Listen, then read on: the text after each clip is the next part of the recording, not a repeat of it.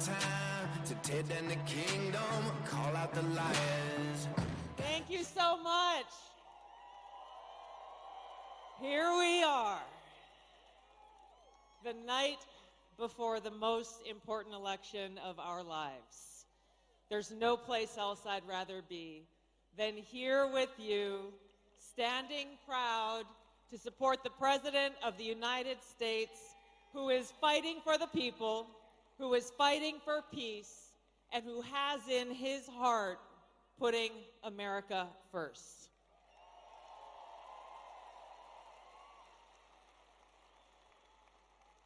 You know, the most important quality that I look for in any elected leader, but especially the President of the United States, is someone who wakes up every single day asking himself, what can I do for the American people? I just spent the first half of the day before I came here in Western North Carolina, and we went through different areas in Asheville and the surrounding communities where people are still suffering and struggling in the wake of Hurricane Helene. And I was moved almost to tears many times as people shared with me their stories of loss, the funerals that they are going to for their loved ones who were killed in that disaster.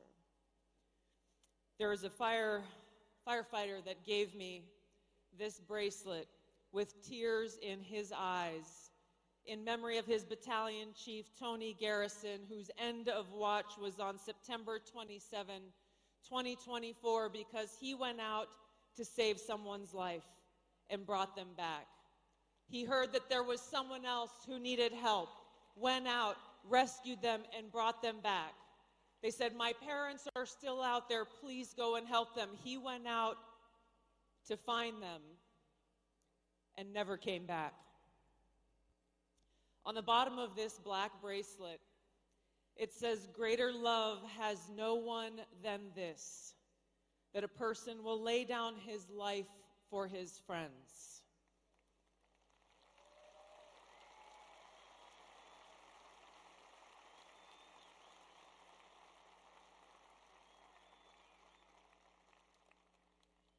We have a president in Donald Trump who's willing to lay down his life for us.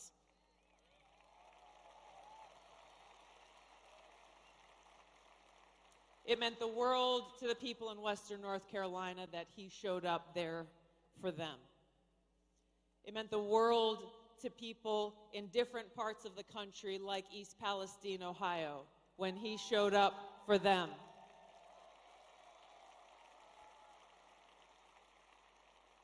That's the difference between President Trump and Kamala Harris. Anyone who has spent a moment with President Trump understands how much he cares about the people, how much he cares about us. I can tell you as a soldier, someone who's been deployed multiple times to different war zones, someone who proudly wears the uniform, he cares about our men and women in uniform.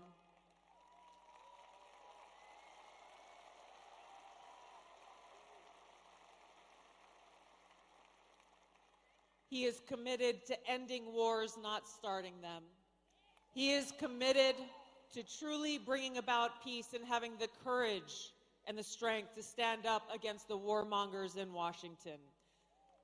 Our choice in this election and the victory we need to deliver for President Trump tomorrow is the choice between Kamala Harris and 4 more years of tyranny, poverty, and war, and more war.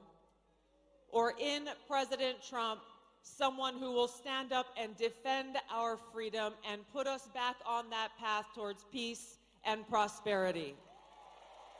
Let's deliver that victory for Donald Trump tomorrow. Send him back to the White House where we can all join him to make America great again. Thank you all so much for your love of our country. Thank you for defending freedom. Let's make it happen.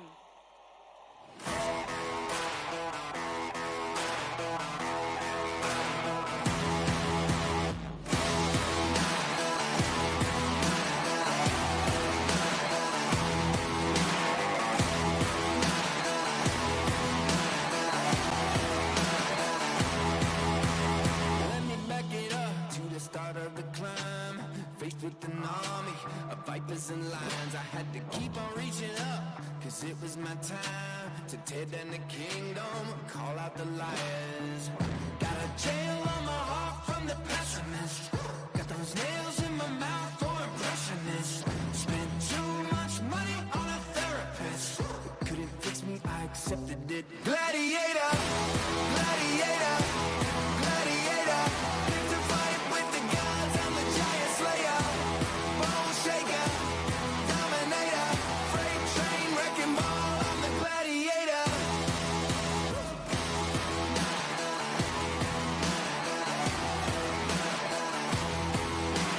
Tell me what it is that you think you believe. Caught in a crossfire, trouble at sea. Every single day I feel that gold underneath. I see the locked doors, but I got the key. I'ma give you a second just to catch your breath, cause I can see that your heart is jumping out your chest. I know you.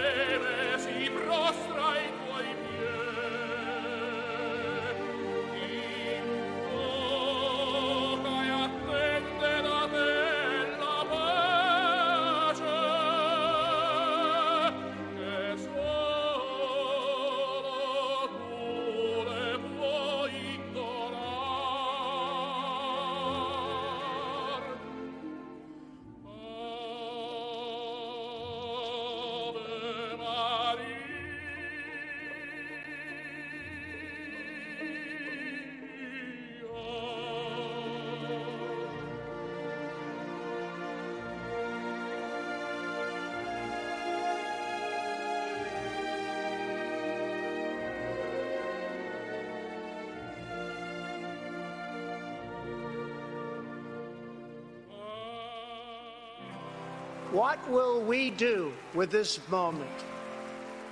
How will we be remembered? Look at the opportunities before us.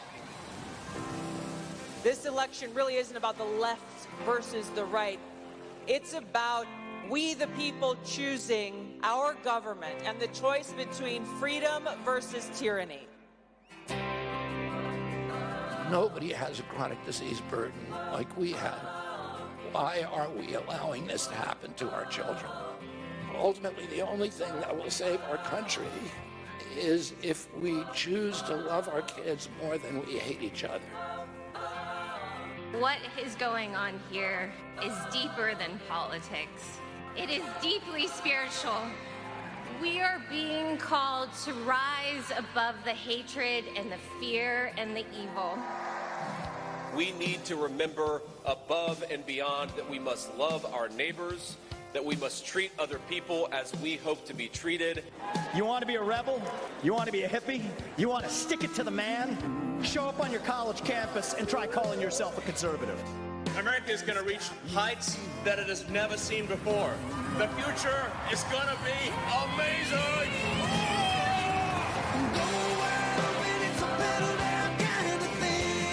Don't you want healthy children. Don't you want a president that's going to make America healthy again?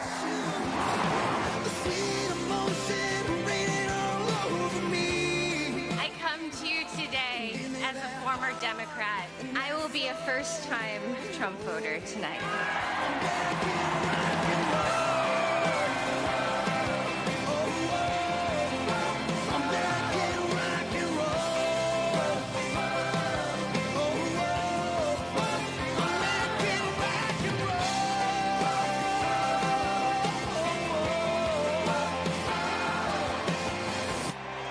The people dreamed this country, and it's the people who are making America great again. American rock and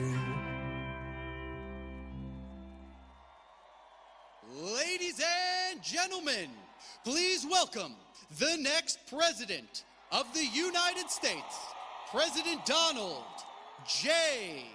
Trump. And I'm proud to be an American, where at least I know I'm free. And I won't forget the men who died, who gave that right to me. And I gladly stand up next to you and defend her still today. 'Cause there ain't no doubt I love this land. God bless the USA.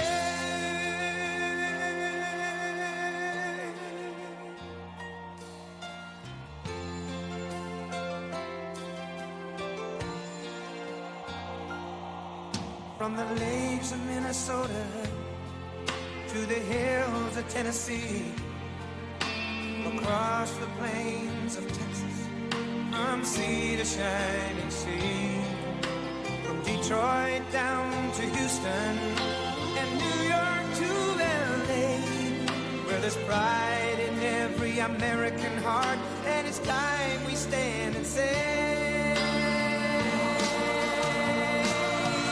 that I'm proud to be an American, where at least I know I'm free. And I won't forget the men who died, who gave that right to me. And I gladly stand up next to you and defend her still today. 'Cause there ain't no doubt I love this land. God bless the USA.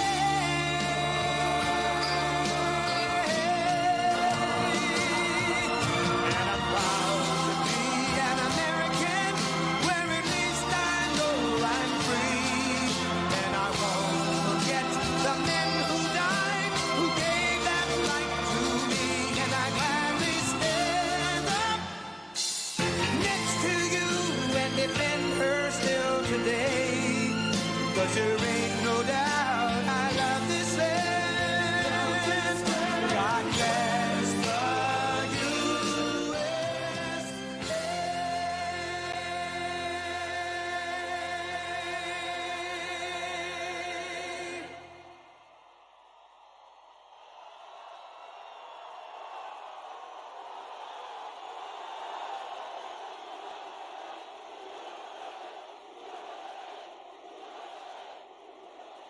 Wow, this is great.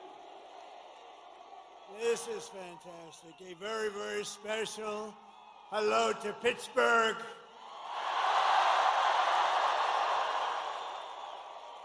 And Pennsylvania. I went to school in Pennsylvania. I know everything about Pennsylvania. I love Pennsylvania. I'm thrilled to be back in this incredible, and it is incredible. Is it incredible? This incredible Commonwealth with thousands of proud, hardworking American patriots and hard hats.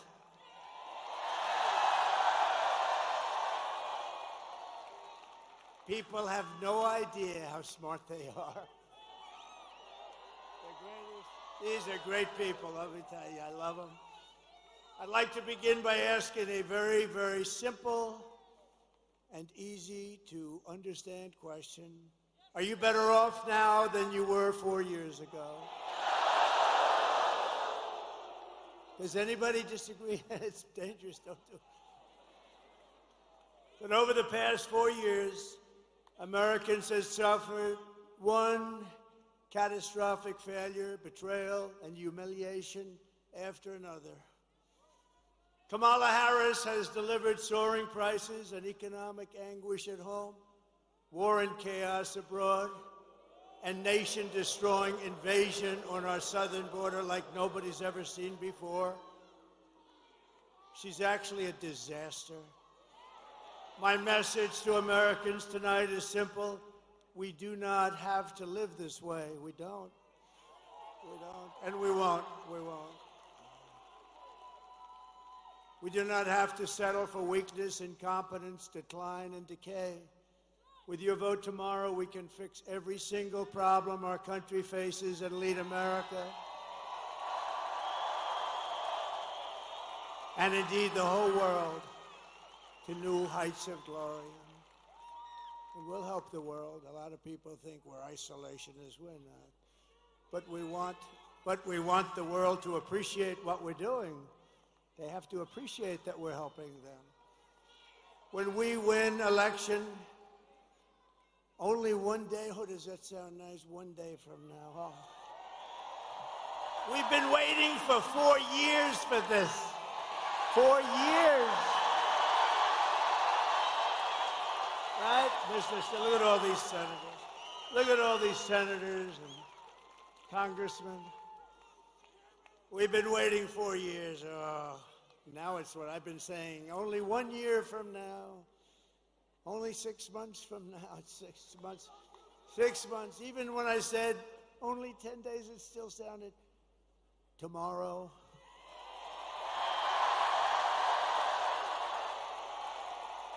I will end inflation. I will stop the invasion of criminals coming across our border, and we will stop it rapidly. I will strengthen our military. And as you know, we totally rebuilt our military, but now it needs a little strengthening after giving a big chunk of it to Afghanistan. Figure that out. Figure that one out. I will restore peace in the world, and I will rescue the American dream. Together, we will begin the 4 greatest years in the history of our country, and we will launch the most extraordinary economic boom the world has ever seen, and we'll do it by utilizing the assets that we have. If you vote for Kamala, you will have 4 more years of misery, failure, and disaster. Our country may never recover. Vote for me, and I will deliver rising wages, soaring income, and a colossal surge of jobs, wealth, and opportunity for Americans of every race, religion, color, and creed, every one of them. A vote for Trump means your groceries will be cheaper. So many people mention, I go in, so many people mention groceries, that beautiful but simple word, groceries. Sir, my groceries. You don't think of it that way, but that's what they mention more than anything, my groceries. Your paychecks will be higher, your streets will be safer and cleaner, your communities will be richer, and your future will be brighter than ever before.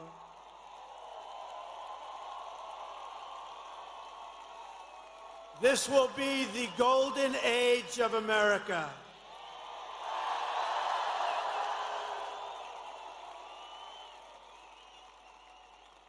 Just a few months ago, in a beautiful field in Pennsylvania, not far from where we are tonight, an assassin tried to stop our movement.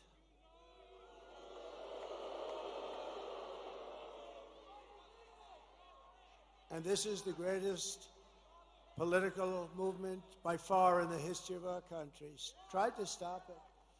But that brush with death did not stop us. It only made us more determined to finish the job that we had only just started.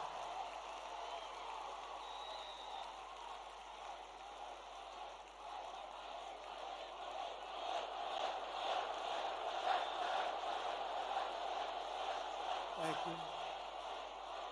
Thank you. Thank you very much. This is a frisky group.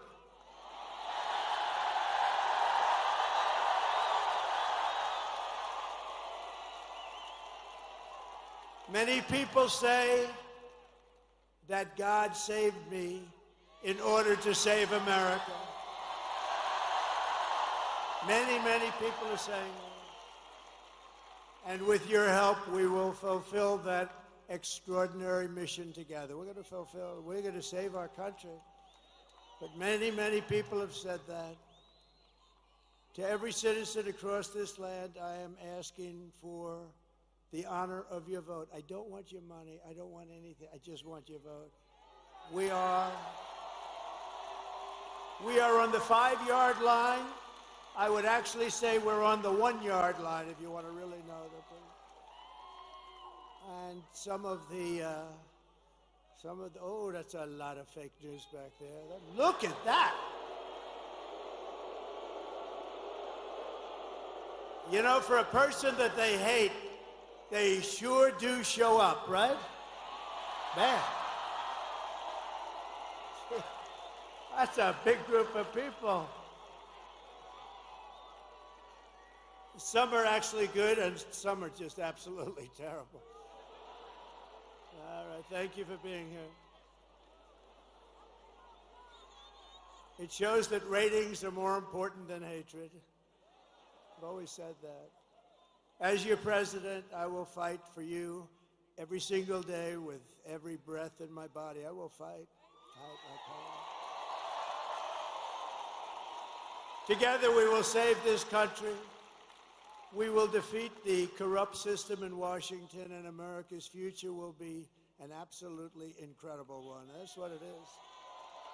But we got to start immediately. It can't wait any longer. It's not going to be possible. This is all you really need to know. It's simple, not particularly beautiful as a statement, but very simple. It's Kamala broke it. I will fix it.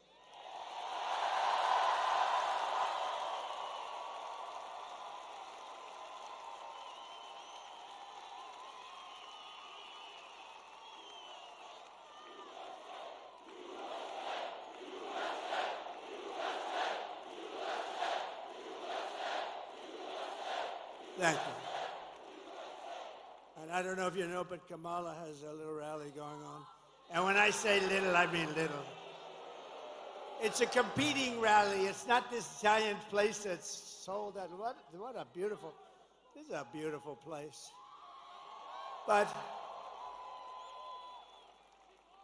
And it's quite embarrassing. It's all over the internet. She's screaming. And the people, it's about 100 people, they're not moving. They just want to go home, just be done. It's not quite this.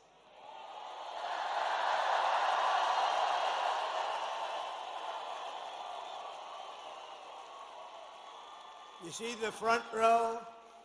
You have a lot of front row Joes. We have more front row Joes here than she's got at her big rally. This was the big one. No, it's a whole host. She tried to get stars to come in, and they wouldn't do it, actually. She'd go and get Beyonce. No. Beyonce would come in. Everyone's expecting a couple of songs. And there were no songs. There was no happiness. It's just like, give me my check. I want to get out of here.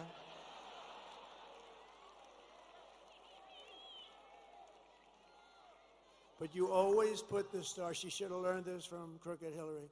Always put the star after you. That way the people stay. Finish your speech.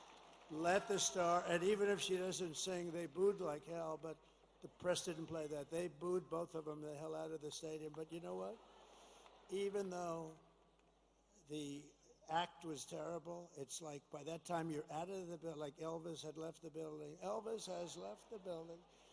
Now it's terrible. They obviously forgot to get a star tonight, but we don't need a star. We don't need stars. I never had a star. No.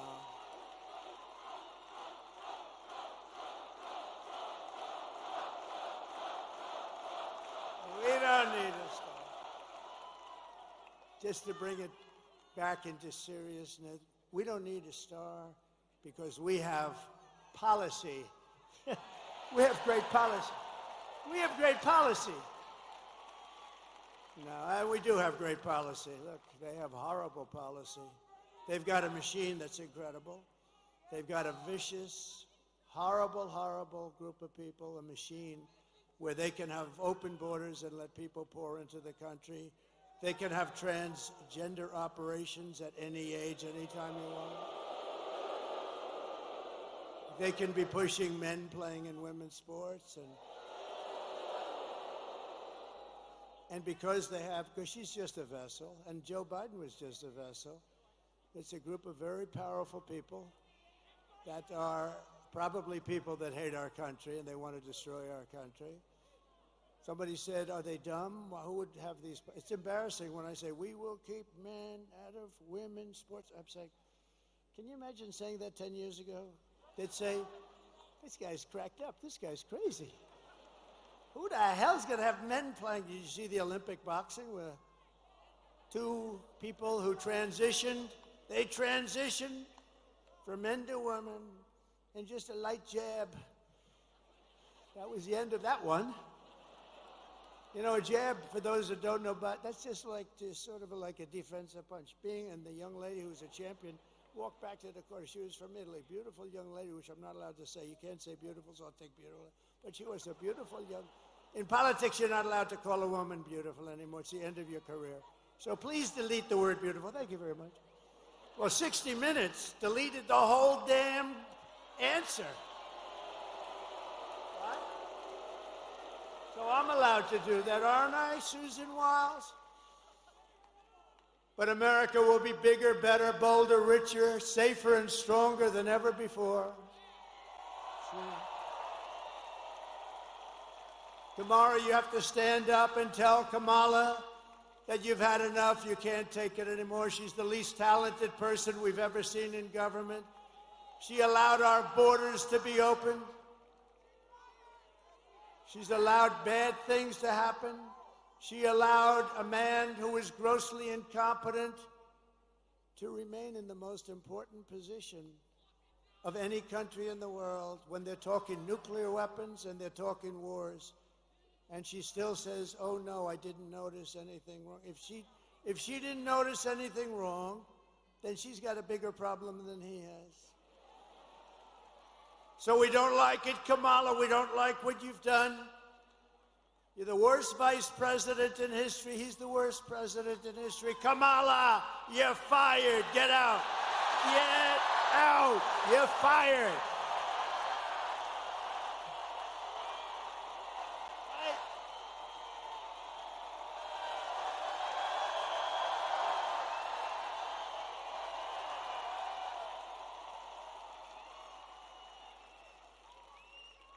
See, I consider all those guys back there with the big muscles, and it's not my thing, but I consider them really beautiful to me.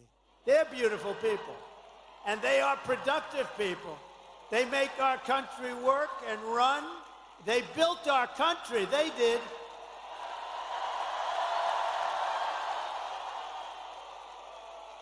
And then you had stupid politicians that let them down. And those companies got taken out of Pittsburgh and every place else, like you take candy away from a baby. But now we have the exact opposite.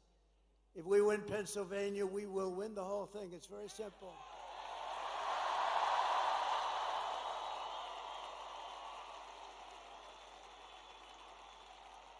And I do believe it is, I say you have to make, I do believe it is too big to rig. I think it's too big to rig. They'll try. And they are trying, you know, though. It's too big to rig. This is a big movement. This is, you know, we did great in 2016. We did much better in 2020, but a lot of bad things happened.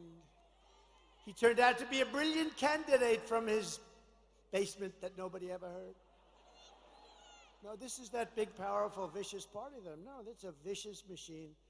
I mean, they can take all these bad ideas and win elections. It's like there's only way you could do that. One way. There's only one way. But you know what it did teach us? In one way, it was good because it taught us how bad a communist philosophy is, how bad a Marxist philosophy, how bad all of this stuff is. And we'll really be able to get our country back the way it should be. It's much easier because you're going to realize how bad it is. It's just what's happening. When we go over the economy and the economic numbers over the last week, it's Herbert Hoover stuff, and I never wanted to be Herbert Hoover. Let me just tell you, the one president I didn't, and there was some that I wouldn't want to either, but in particular because I'm very good at business. I've always been good at business. They're starting to realize that those guys back there, they wanted me to be bad, so bad. But now they're saying, this guy's shit, man. He's made a lot. But listen, so, and if I'm not good enough, Elon Musk is good enough because he is working so hard.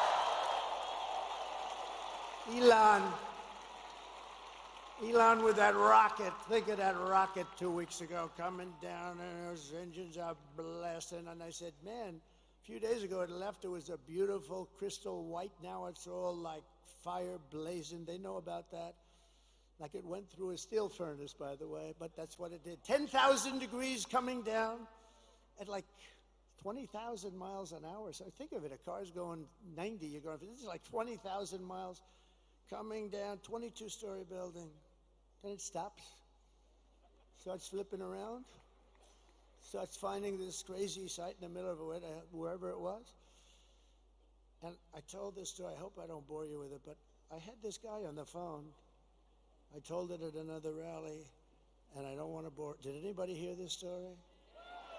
Should I tell it again? It's quick. I hate to tell it again. I hate to double up, but this is so I'm talking to this guy, one of the most important people in the nation, in his mind, only in his mind.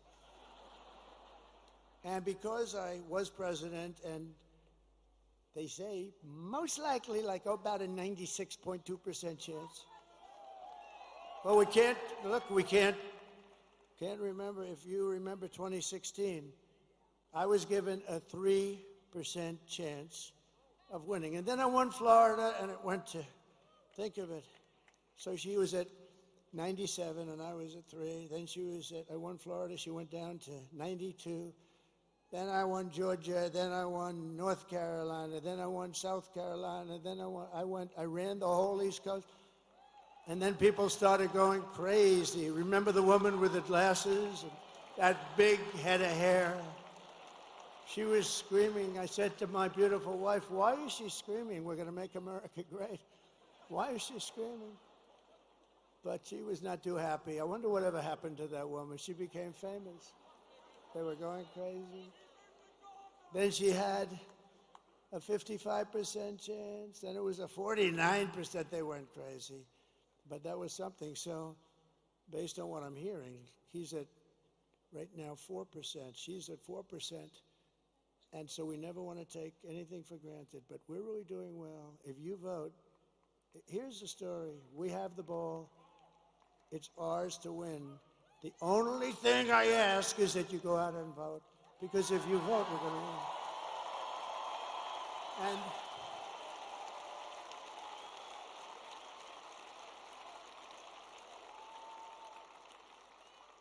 And believe the fake news when they say, this is going to be tight, this is right.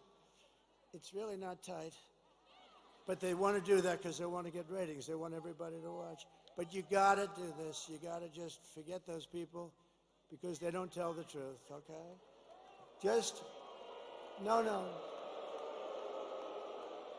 Well, actually, I didn't even correct him because it's actually better if let everyone think it's going to be tight as hell. But whether it is or not doesn't matter. You have to go out and we have to swamp them. Everybody's got to vote.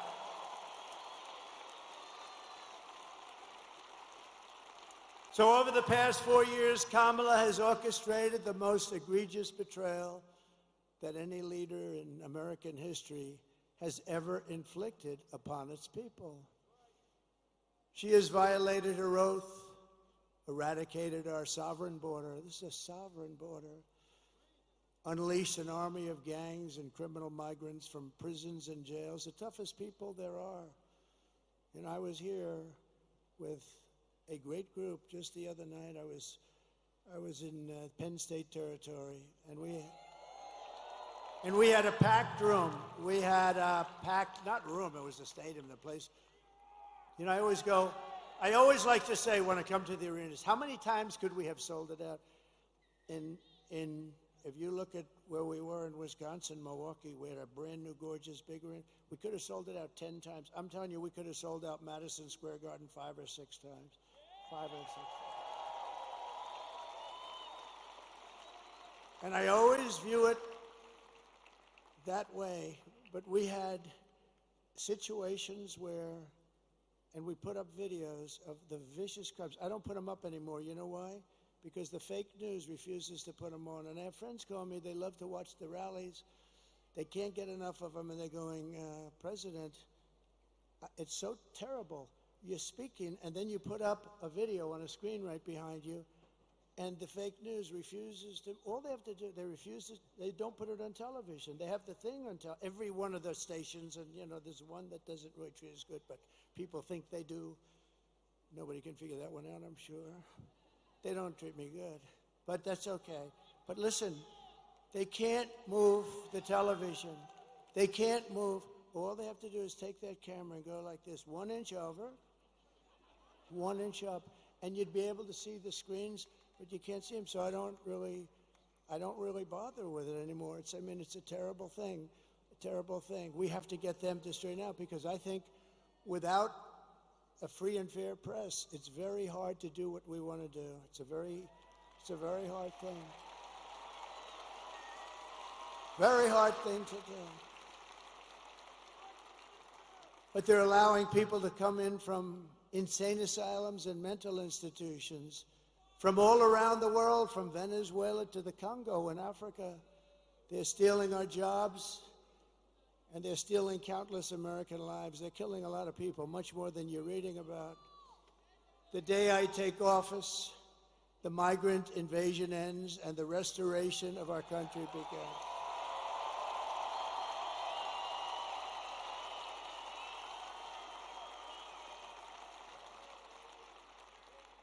Oh, those Penn State guys, I wanted them to wrestle the migrants.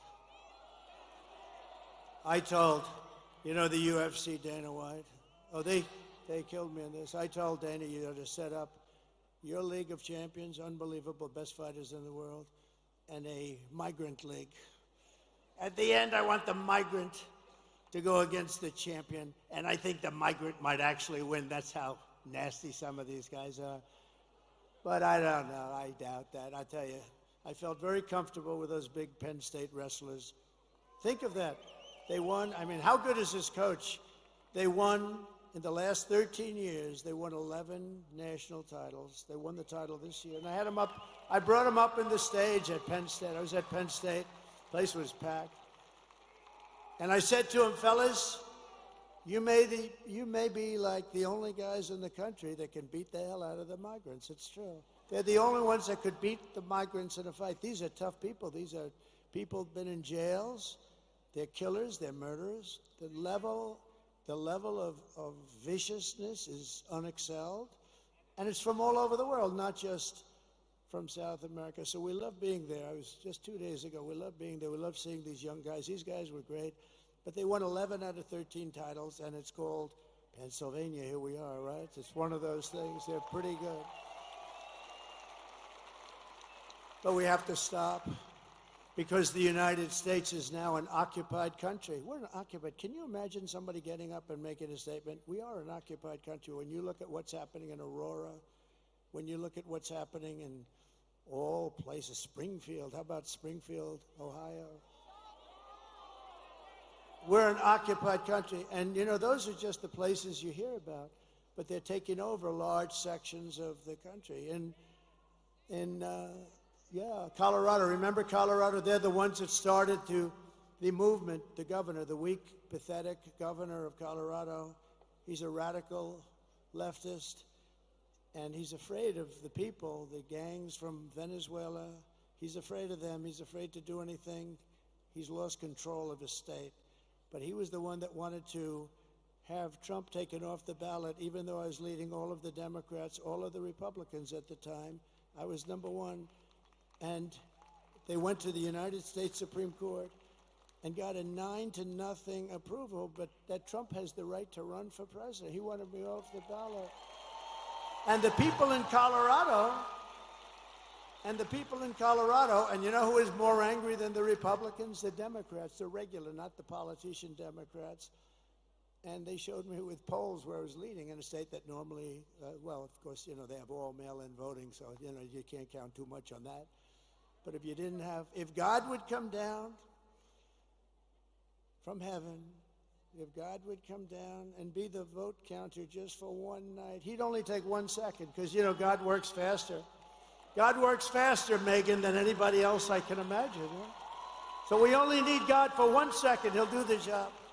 He'll do the job and he'll be gone. You'd see we'd win a lot of these places. California sends out 38 million ballots. They send them out all over the place. They come back. Nobody knows what the hell is happening. Some people get 8 ballots, some people get 5, and some only get 2 or 3. And I went to California. We had a rally. We had 107,000 people show up. I said, there's no way I would lose. And I do well with Hispanics. A poll just came out. I'm at 56% with Hispanics compared to this woman who was at 36%. How about that?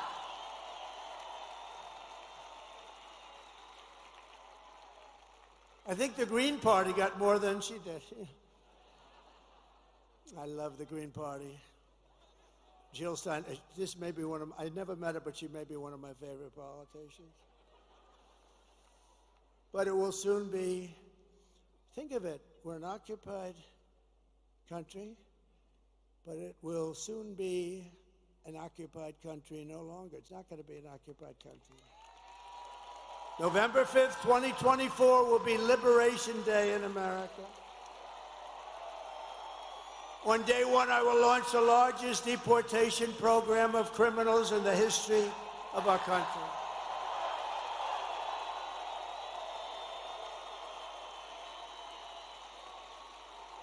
And I don't want to do that. I'm not looking to do that. I think it's terrible to do, but we have no choice. These are murderers. 13,099 put out by the Border Patrol, who, by the way, 2 weeks ago gave me the best endorsement you've ever seen.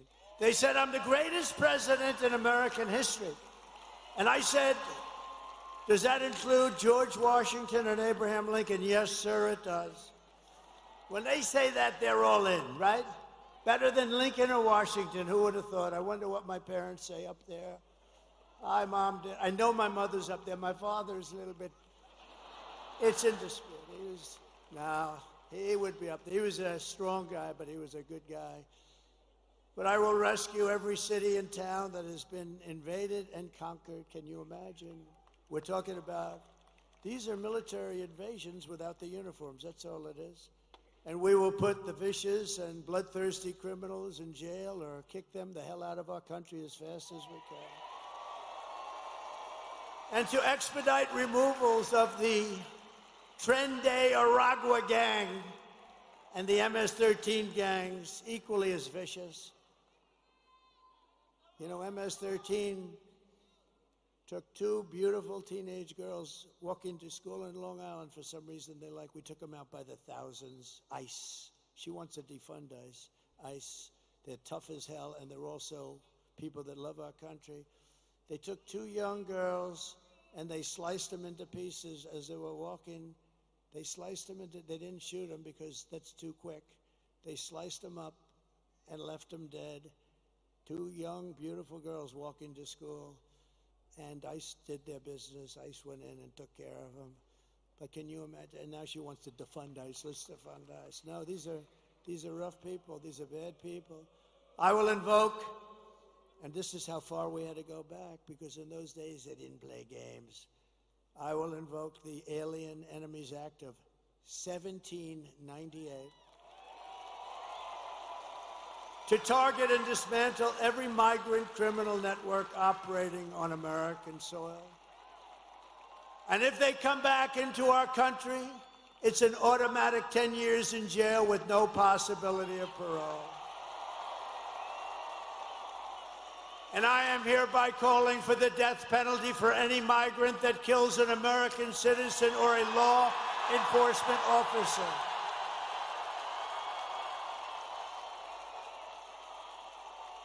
Right?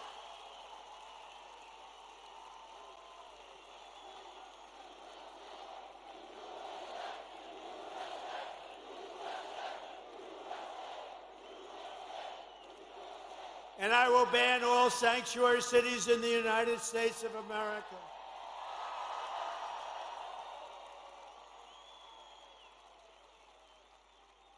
And I am going to immediately do something that nobody's ever heard before. And I've wanted to do it for a long time, but I don't want these guys to do it because they won't do it properly. We will immediately stop the drugs pouring across our border. We lose 300,000 people. You don't lose 90. They've been saying 90, 90, 90. We lose 300,000. Everybody in this room knows people that were devastated. Their children mostly, but the parents too, they die. Fentanyl, they put a piece, take a pin, put a little tiny piece of fentanyl on the top of that pin, and that can kill 5 people. Put a little bit more, it can kill the entire town. This is what we're dealing with. Everybody I know is losing sons, children to fentanyl. We lose not 100,000, we lose probably much more than 300,000. So essentially that's a war, right? That's a war. We don't lose that many soldiers if you're in wars. So we lose 300,000 people a year to drugs entering from Mexico. And if they don't stop this poison from flooding into our country, and they can stop it by not accepting it from China, and I'm doing the same thing with China, we're going to tariff the hell out of them.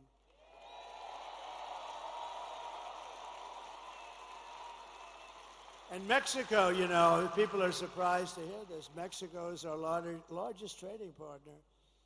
And if we put even a small tariff on, like 10, 15%, you're talking about tens of billions of dollars, and they're not going to want to have that long. And they're strong. They can stop it if they want. They can do it if they want. They'll probably have to make a deal with the cartels, because the cartels totally run Mexico, totally. It's terrible things are happening in Mexico. But we're going to put a tariff on Mexico if they don't immediately stop sending that horrible stuff into this country. And likewise, we're doing it with China. If China doesn't stop, you know, I had a deal with President Xi. He was going to give the death penalty, because in China they give the death penalty. When I first met, and I had a great relationship until COVID, until I call it the China virus. I'd like to be more accurate. I had a great deal and a great relationship with President Xi. Really great. He came to Mar-a-Lago. We spent a lot of time. We had a very good relationship. He's a strong man. He's a fierce person. You know, people said, "What's he like?" He's fierce. There's nobody in Hollywood that could play his role, believe me. And I say that with respect. But I said to him, "You're killing a lot of people by sending fentanyl into our country." I said, "How many people do you lose a year with drugs?" "No, nobody." I said, "What do you mean nobody?" No, we have no problem with drugs. Why? We have a quick trial. What is a quick trial? I mean, I know what a quick trial is. What is a quick trial? If we catch a drug dealer, we bring him to quick trial. He said, "We bring him to quick trial." And they're almost always found guilty. And then we send the bullet home to the family, and the family must pay us for the bullet. Can you believe this? This is a little different than our country. In our country, they'd lawyer up, they'd be going to trial for 30 years. But they have no drug, they have zero drug problem. And I said, "I want you to do me a favor." And we made a deal. You're killing our people, and that's going to end up in bad things for you, really bad for you. Not for you. Can't get any worse for us.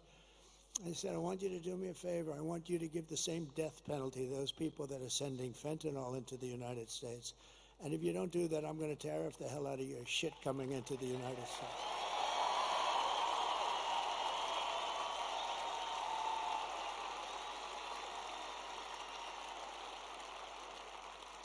And guess what? he agreed to do it. We had an agreement, and then we had a very bad election, a horrible election. Think of the difference, how different our country would be. You wouldn't have had the fentanyl problem. You really wouldn't.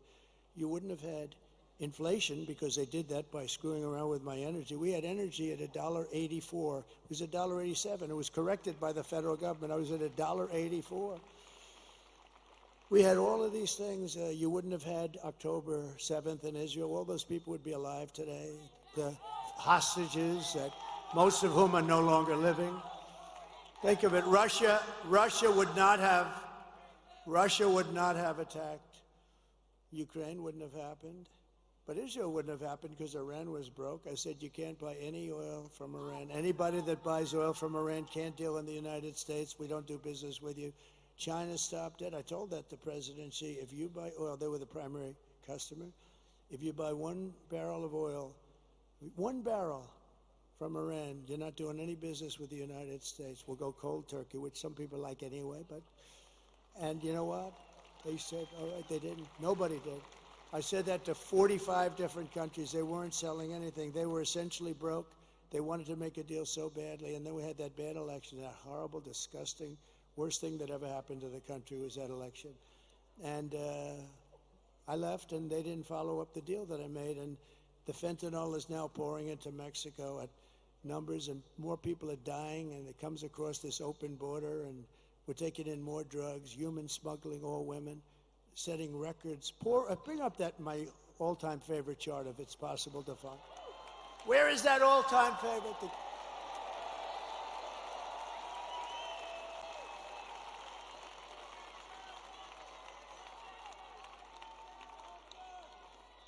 So the red arrow on the bottom, that's the lowest. It's done by the Border Patrol, not by me. It looks like something done by me, doesn't it? But that was my last day in office. Look at the red arrow. That was the lowest that we've ever had. Drugs, it includes drugs, but drugs and human trafficking, but mostly illegals coming into the United States of America. Look at that number. And it would have gone down. All they had to do is leave it alone, leave the people we had, Brandon Judd, all these great people. Tom Homan was consulting me.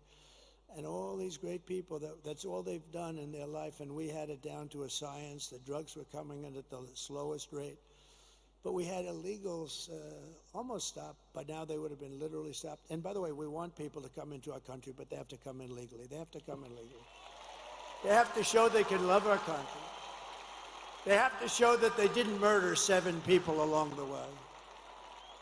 But that's the lowest point, and I love that chart. Even if it was bad numbers, which is not, but even if it was horrible numbers, I would love that chart so much. That chart was right over there. It never was over there, and it was never over there because I always do this toward the end of a speech, not the beginning. And I looked over there at that chart, and I said, what the hell was that? Man, yeah.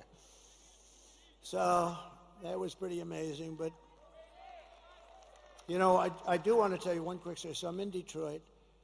And Mexico's getting rather rough with us in terms of trade, and we're not going to take it. We don't have to take it. We have a good trade deal, but you know nobody knows how to use it because they're stupid people.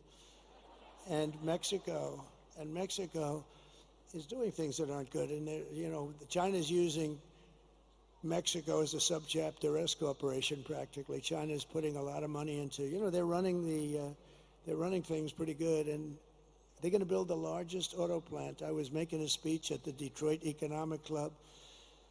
But a year and a half ago, it looked like I was going to run, and I wanted to go see an auto plant because we're getting screwed on autos. I mean, everyone's moving their plants over. Actually, Elon built a big plant in Texas, okay? We like it. All right?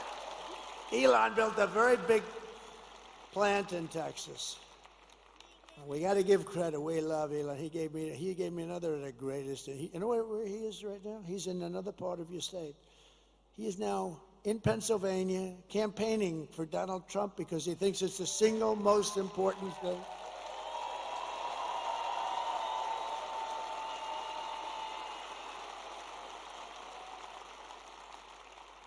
And you know, he said something to me that was interesting. Because nobody knows computers. That rocket I was telling you about, the way it laid down, he said it's all computers operating the engines. The engines are The easy part, he said, the computers, it's tremendous computerization, the way it just shifted it over, so beautiful. But I said to him, what do you think about it? Because he really is watching this whole voting process. And he said, you know, computers are the greatest. He looked at some that were just shipped in, some of these vote counting computers. He knew it before it even came in the door. He looked like at the back of it. Oh, I know that one. I mean, he knows he knows this stuff better than any. And he actually said, and this is for the good of everybody. It's the good of mankind, essentially. If you look at France, if you look at all these, they had their mail-in voting. They all gave it up. Nobody does like we do. And Gavin Newsom, look at Gavin Newsom. So now not only is voter ID no good, if you're an official and you ask somebody for voter ID, I'd like to see your voter ID, you have committed a criminal act. Do you believe it? The mere asking, he just signed the bill. That's right, Megan, isn't it? The mere asking, this guy just signed the bill, and an official says, I'd like to see your voter ID. He's guilty of a crime. This is crazy. And there's only one reason they want to do that, because they want to cheat. But Elon Musk said to me, I hope I'm allowed to say this. I think I am, because one thing, he's out there. He's a guy, he just wants the truth. He's an incredible guy. And he said, computers aren't meant for this kind of stuff. He said, there's only one thing you can do. He's the most sophisticated guy in the world when it comes to computerization. He said, the only thing you can do is paper ballots, same-day voting. You know, paper is very sophisticated. Watermark. It's very sophisticated. Paper ballots, voter ID, one-day voting, not 10 days where you say, oh, let's move these boxes from that room to this room because we're going to fix the air conditioning. And then the boxes never get put back, and you say, what happened to those boxes? Oh, no, one-day voting, he said. And he said also proof of citizenship. You know, it'd be nice. Very simple. And you'll have your answer as to who won and who lost by 10 o'clock in the evening. Nobody's going to dispute. France had it, 37 million votes, and we knew who won and who lost at 9:30 in the evening. That's the time that they said. Do you know that I'm hearing that stories that they may take 12 days extra to count the ballots?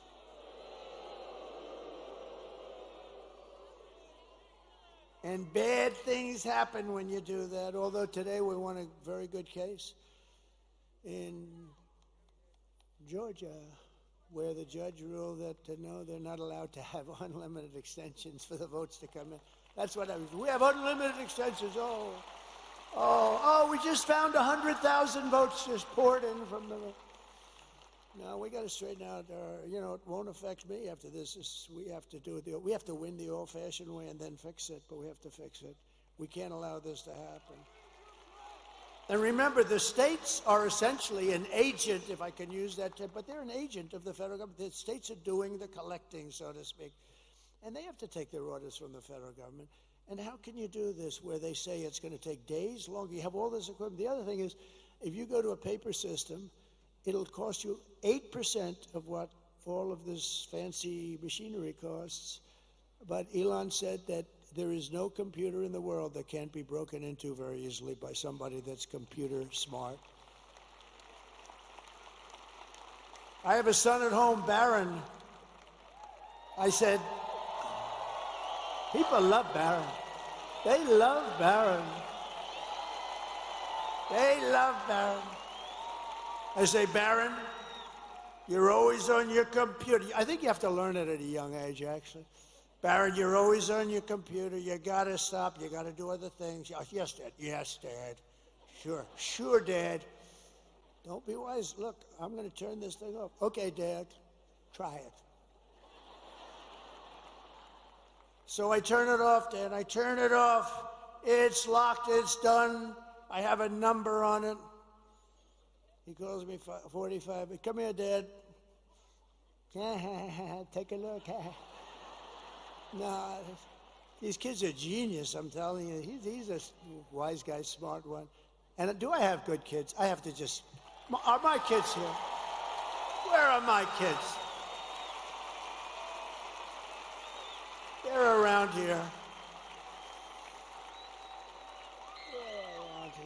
Get them out here. I think I want to bring them up. 4 years.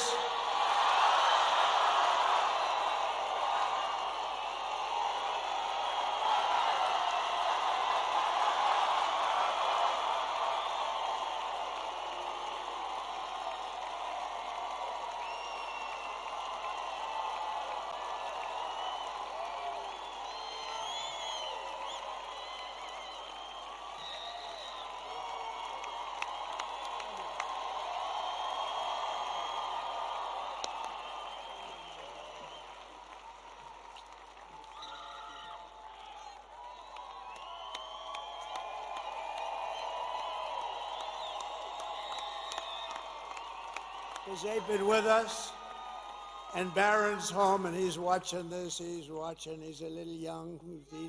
He's watching. They love Barron, huh? We love Barron.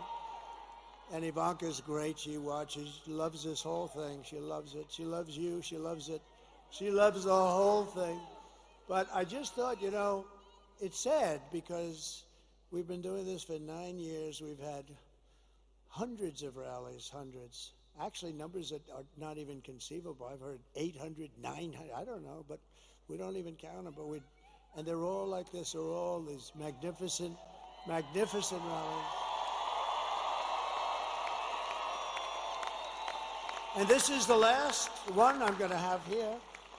And I have one left, a whole thing. And remember, the rallies are the most exciting thing. There'll never be rallies like this. You know, you're going to have some leading candidate come in 4 years, and honestly, if they're successful, they'll have 300 or 400 people in a ballroom someplace. This is never going to happen again. It happens every single time.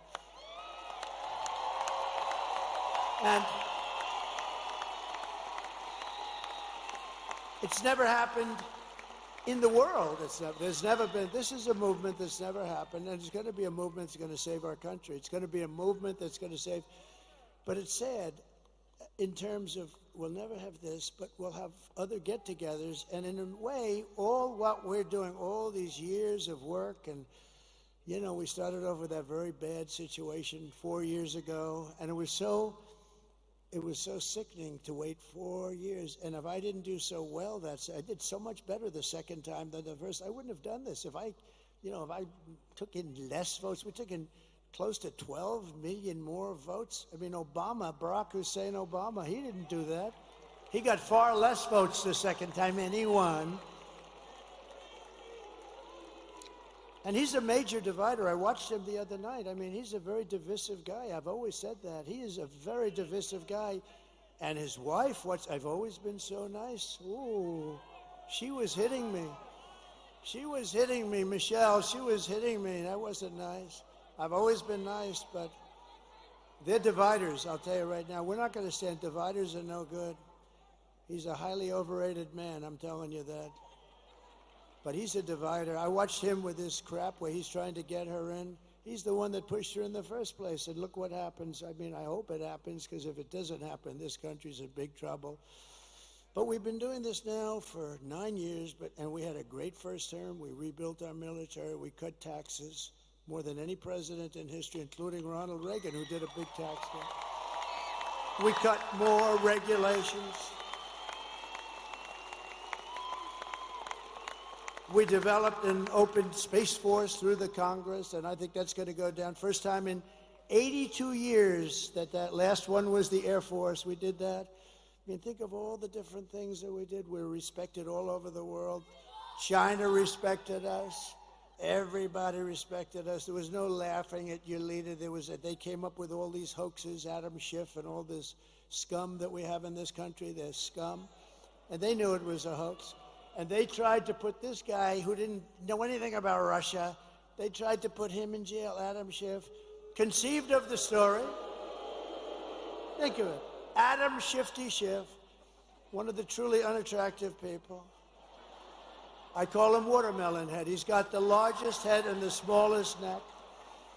He's got a neck that's about 4 inches around. He's got a watermelon on top of it. But he's not a stupid person, but he's an evil kind of person. And he's likely going to be a senator, unfortunately. But I mean, this scum is going to be a senator. So their movement carries on, but our movement carries on too. As long as ours carries on. No, he's got the smallest neck I've ever seen. Do you think he can play football for the Pittsburgh Steelers? I don't think so. One shot, and there goes the whole thing would fall apart. One little shot.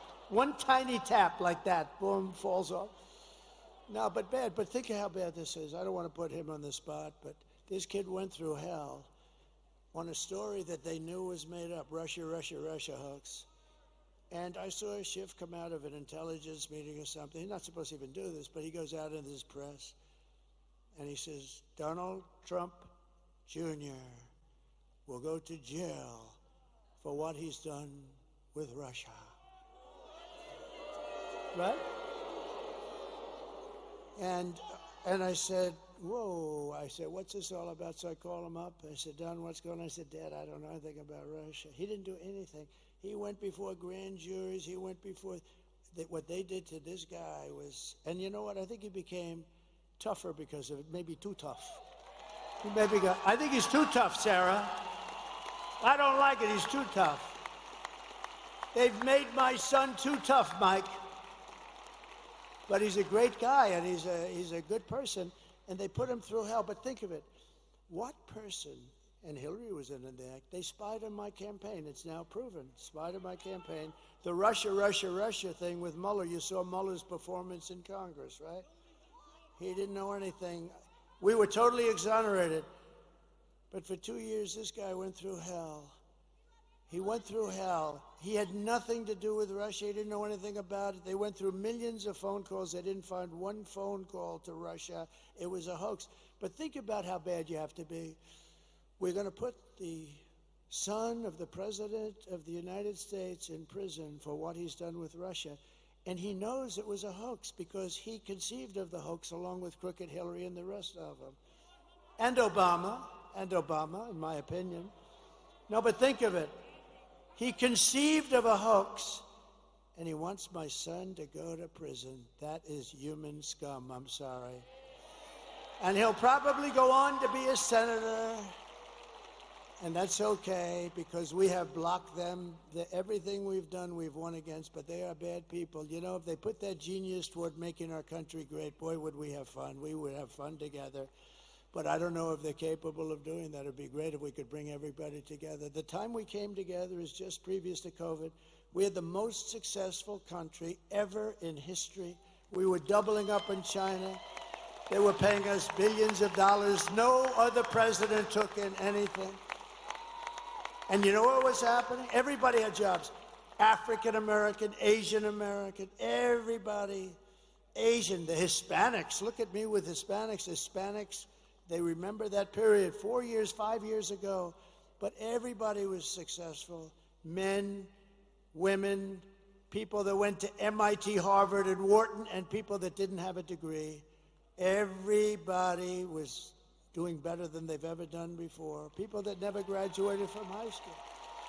And I'll tell you what was happening is I was getting calls from people that I would say are the radical left, but people that were definitely very far left, and people wanted to start meeting. There was a whole thing. This country was coming together, and then we got hit with something that nobody knew what the hell it was, although I did say it was from the Wuhan lab. I was right about that. And bad things happened, and we actually did a great job. Never got the credit for that. We got the credit for what we did with the economy. For what we did, we rebuilt the entire U.S. military, and we knocked the hell out of ISIS. It took them, they were fighting ISIS for 18 years. It took me 4 weeks to get rid of them, right? 4 weeks. So, 4 weeks to get rid of them. But I will tell you, and I just say this because so many people say, is there any way to unify the country? And I used to sort of say, no, look, we want to have walls, we want to have borders. And they don't. I think it has to just be explained. I think that's an easy one. They want the men and women sports things. You know, I've been a politician for now, I can't believe I say that, but 9 years. I've had a lot of people come up and say, well, what about taxes? What about this? Nobody's ever said, sir, it's really important to allow men to play in women's sports. I've never had anybody say it. Nobody's come up to me and said, you know, on the transgender thing, sir, it's very important to my family that you get that. I mean, these things are crazy. And yet on television, that's all they talk about. That's all they talk about. But we're going to turn this country. The bottom line is, it was really starting to come together. Then we got hit. We got to fix that. Think of it. And when I turned it back over, the stock market was higher than it was just previous to COVID coming. And think of it. Amazing. We handed them something beautiful, and they blew it. They blew it right out the window. It's terrible. They blew it, and now we're going to end up in a depression, frankly, if you look at the numbers that we are going to present in a second. But I just want to thank my kids, because they are great kids, and they have been with me from the beginning. They've been with me right from the beginning.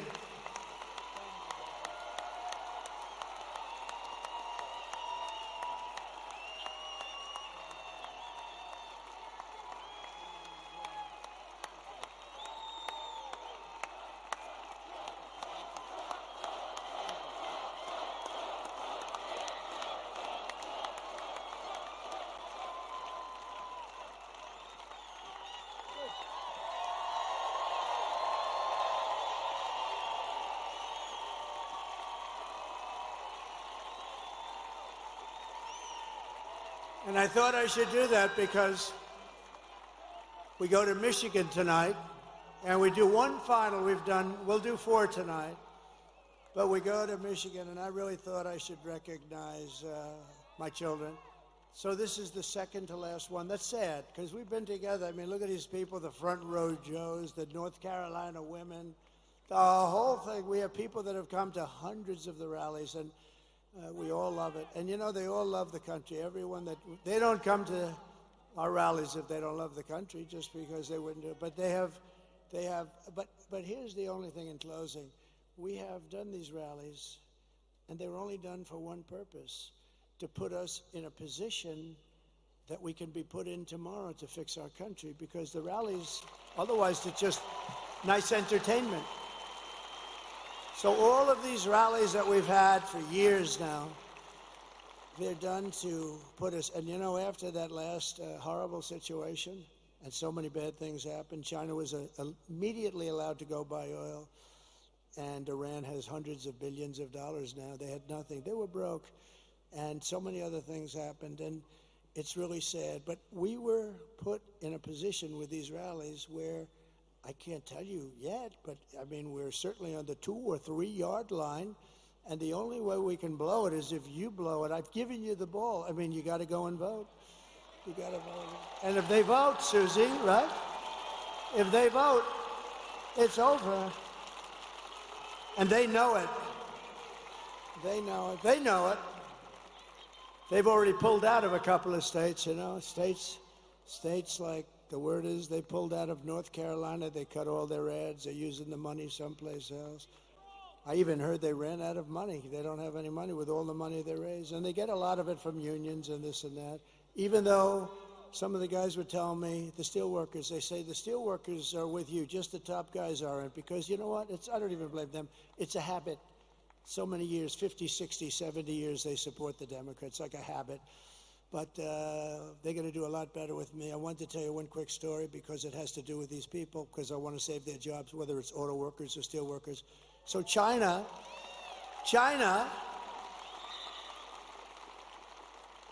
I have a friend who's the best and the biggest auto factory builder in the world, I guess. Very big, very good, very capable guy, John.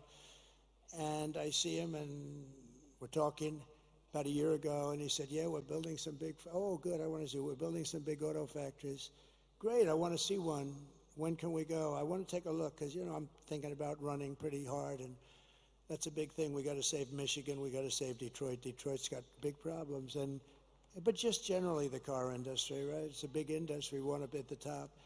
So I want to see one of the factories. Okay, good. We're going to go down to Mexico. I said, I don't want to go to Mexico. I want to look at no, we don't build the big ones over here. What do you do? He said, it's just, we don't. It just doesn't work that way. So he said, as an example, we're building a really big one in Mexico right near the border. I said, who's the owner or the principal? He said, China. So China's building a massive auto, massive. He said, it'll produce probably more cars than the state of Michigan produces, when you think, because they have smaller plants. They're all over the place. Some of them are very old. I said, that's bad. That's going to kill Michigan. It's going to kill Detroit. It's going to hurt South Carolina, Tennessee, and various other places that are involved. That's really bad. This is a big, they're going to build up more. And I thought about it, and about 2 months ago, I let it be known that I'm going to put tariffs on all the cars that they're going to be selling us into the United States.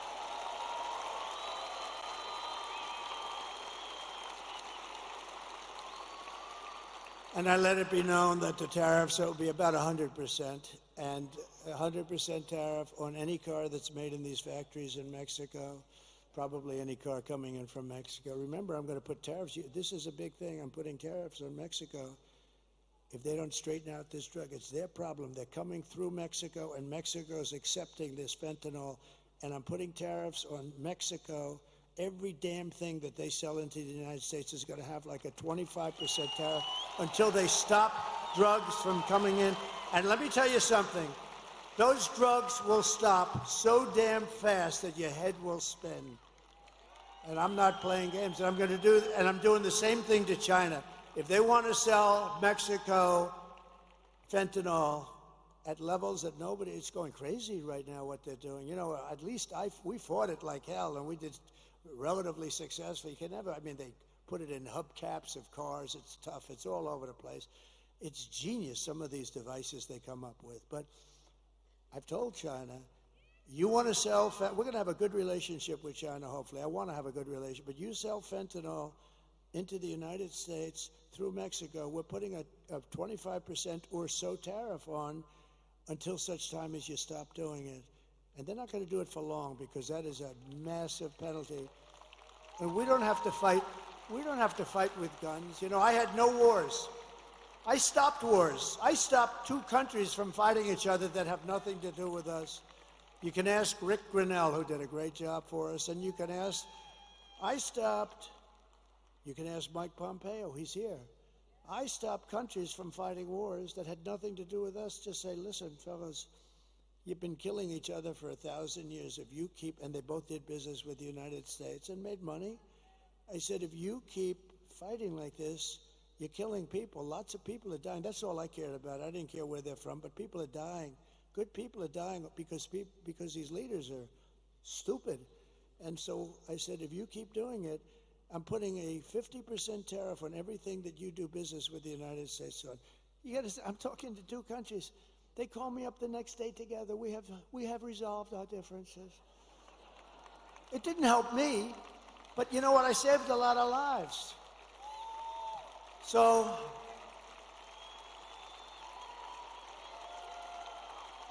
getting back to the auto plant, because, I may be the greatest weaver of all time. But what happens, only brilliant people can do that. Stupid people can't do it because they get lost. Where am I? So the stories are very boring. They have to go right down like this, right down to the bottom. They can't weave it all, but I can weave and tell you all these stories. And they're all related, and in some cases not too much, 10%, but 10% is enough. So getting back to where we started. So I see John. I'm at the Detroit Economic Club last week. Had a great people. And I see John sitting in the audience right where that big, strong guy is with the label in his jacket, right there. You with a hat on. Big, powerful guy. He's much more powerful physically than John, I can guarantee you that. But I see John sitting right there, and I'm making a speech. I want to see John. I want to get this speech over with. I want to find out what the hell's happening with that plant. But I had told everybody that if they build that plant, I'm putting a 100% tariff on every car that stupid plant makes, because they're looking to hurt our country. And I did that and then sort of forgot about it. But now I see John. I say, do me a favor, that guy sitting over there, please bring him backstage after I'm finished speaking. They bring him backstage.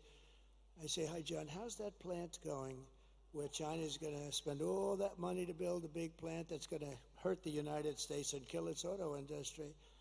He said, sir, I was notified last week that they've given up the plant. They're not going to build it. They think you're going to win. And if you win, they think it's going to be a very bad experience for them. They're going to lose their show.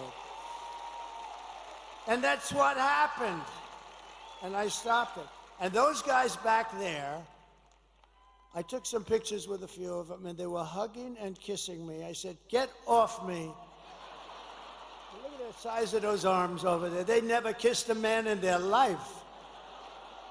But you know why?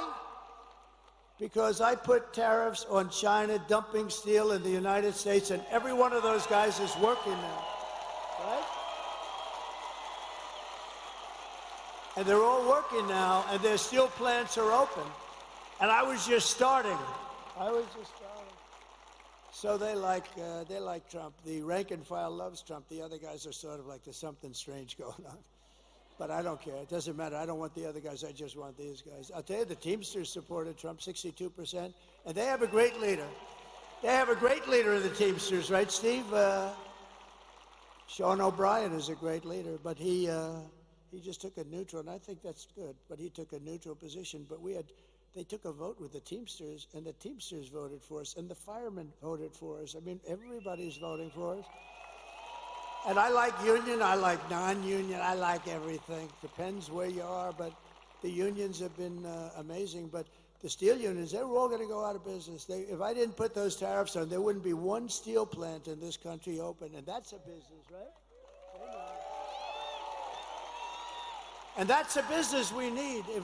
Look, I'm going to keep us out of World War III. We're not going to have World War III. But if we ever had, steel is a business you have to have. If we ever had a war, you need steel. War with China. Oh, do you think they'll keep selling us steel? I don't think so. We need more steel from China as we attack China. These people are crazy. So that's one of the reasons I like those guys. And it was a 50% tariff, and I would have lifted it higher, but they practically stopped. And all these steel mills are open today because of what I did. There wouldn't be a steel mill in the country. And these guys didn't have the guts. They would have never had the guts to do it. So 4 years of Kamala have delivered nothing but economic hell for the American workers and the auto workers, all workers. Her inflation disaster has made life unaffordable and cost families over $30,000 in higher prices. We've got to get the prices down, and we will. When we bring the energy way down, the prices are going to come down. It's very simple. It's not that complicated. When they took over energy and they made it like they're going to close up everything, the prices of energy went up, and that drives it. It's so big, energy, it's so powerful. And we have more than any other country, but we don't use it. Just days ago, we had the worst jobs report in modern history with only 12,000 jobs that were created. We used to hearing 250,000 jobs. It wasn't as good as we anticipated. 12,000 jobs. That's like Walmart. Think of it. Oh, Walmart deals in those numbers. This is a country. But listen to these numbers. 30,000 private sector jobs were killed in a single month. And most of the hiring is done by government jobs, so it's easy. You just tell the government to hire some more people to keep your numbers up. But they're not the jobs you want. You want the jobs like the people standing behind me.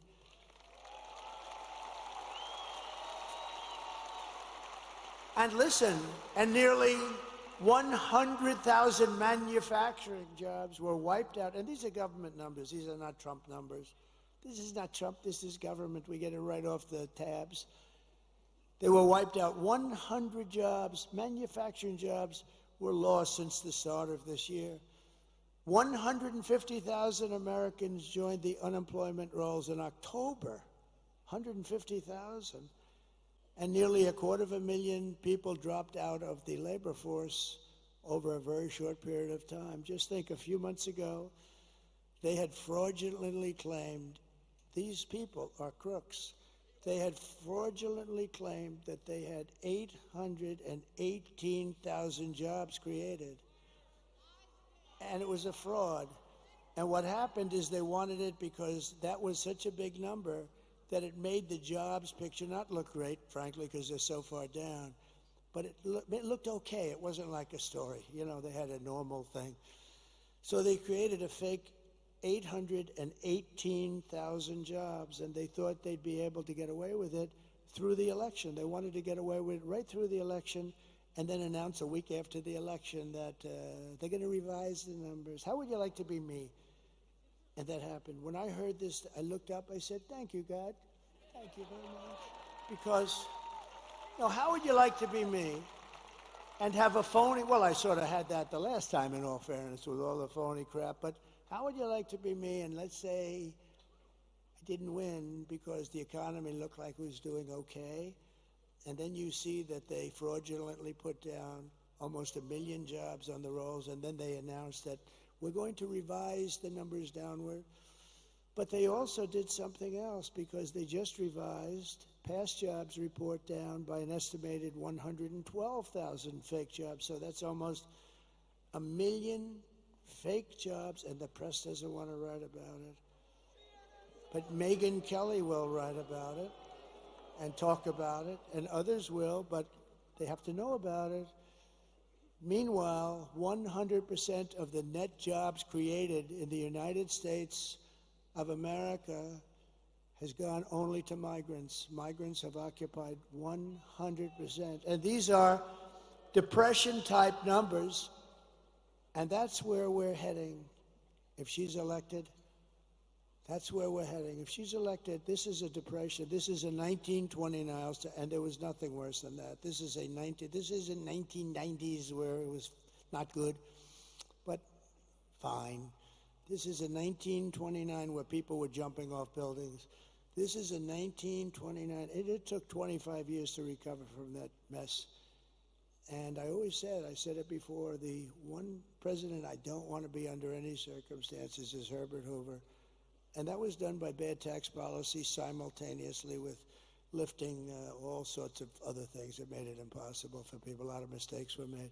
But it took 20 to 25 years to recover, and I don't want that happening. And that's going to happen with her. She doesn't have a clue.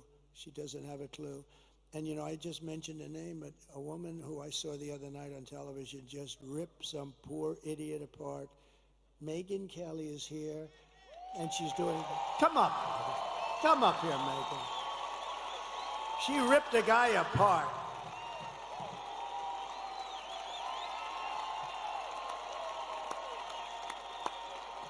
Thank you. Nice to see you. Hi, everybody. Hey, it's great to see you. Can you believe this guy?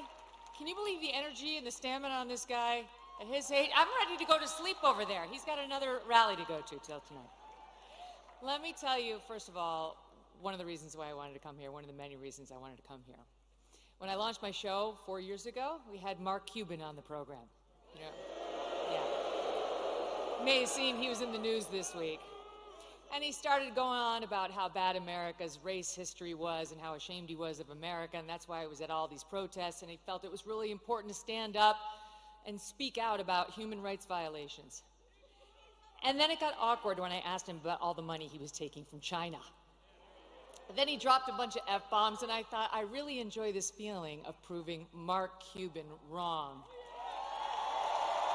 And so here I am at a Trump rally, a strong, intelligent woman to prove Mark Cuban wrong again.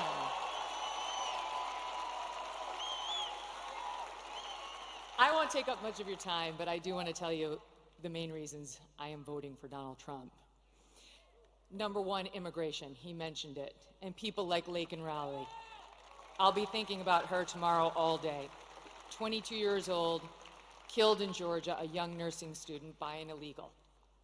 I'll be thinking about Jocelyn Nungare, 12 years old, in Texas, murdered by 2 Venezuelan illegals. President Trump closed the border. Kamala Harris opened it by choice. It wasn't accidental. She said it would be humane. That's what she and her boss believed. Tell it to Laken Riley's family. There was nothing humane about it. He closed it. They opened it. It was an intentional choice, and there's no reason not to believe they won't do it again. The boys should not be in the girls' sports. The boys should not be in the girls' bathrooms. The boys should not be in the girls' locker rooms. Peyton McNabb, North Carolina sophomore in high school, slammed so hard in the face by a volleyball hit at her by a boy pretending to be a girl, she suffered traumatic brain injury and permanent paralysis. Kamala Harris looks at her and says, be kind. Suck it up. And that's what's right. Why do our girls have to face brain damage in order to be kind to boys who want to invade their sports? And by the way, they are going into the women's prisons. She changed the law in California to make sure the taxpayers would pay for their sex change operations. She was not just following the law, she changed the law. President Trump will stop it.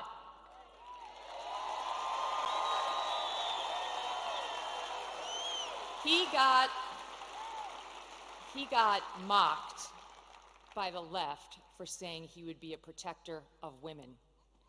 He will be a protector of women, and it's why I'm voting for him. He will close the border. He will keep the boys out of girls' sports and where they don't belong. And you know what else? One more thing. He will look out for our boys, too. Our forgotten boys and our forgotten men. Guys like you. Guys like these guys who've got the calluses on their hands, who work for a living with the beards and the tats, who maybe have a beer after work and don't want to be judged by people like Oprah and Beyonce, who will never have to face the consequences of her disastrous economic policies. These guys will. He gets it. President Trump gets it. He will not look at our boys like they're second-class citizens. And ladies out there who want a bit of girl power in this election, let me tell you something. How can you win when the sons and the husbands and the brothers and the dads you love are losing? It's not a win. We care, young women and older, about the lives of our children, the safety of our children. And we need not get so obsessed with what happens when they're in the womb that we forget about taking care of them once we're here and they're loved. Last point, what I don't want, what I don't think you want, is the left's version of masculinity. You see that ad they did about Trump voters trying to encourage women to lie to their husbands so that they could vote for her instead of Trump? That's their version of what marriage looks like. An overbearing husband who bullies his wife into saying she voted one way as opposed to an honest, open relationship. Oh, wait, I'm talking about Kamala and Doug. Okay, sorry. Where was that story in the news? Where was that story? I don't remember a single media person, not one, who sat with him, asked him about the abuse allegations against him by a successful professional attorney who has great details, who has receipts, who has witnesses. No one even asked about it. I'm not into their version of toxic masculinity or new masculinity. I prefer the old version. Them, all of you, and I prefer a president who understands how to be strong and how to fight. I hope all of you do what I did last week. Vote Trump and get 10 friends to vote Trump too.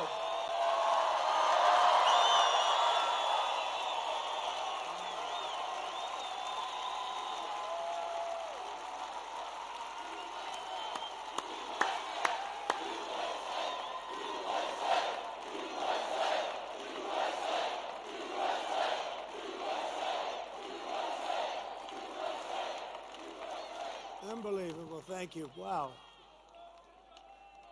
Whoa.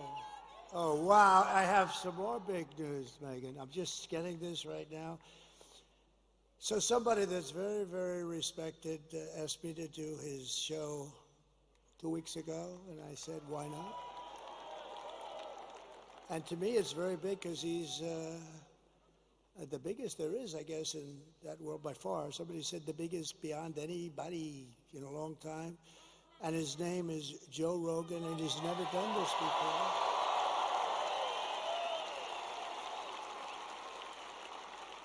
And it just came over the wires that Joe Rogan just endorsed me. Is that good? Thank you, Joe.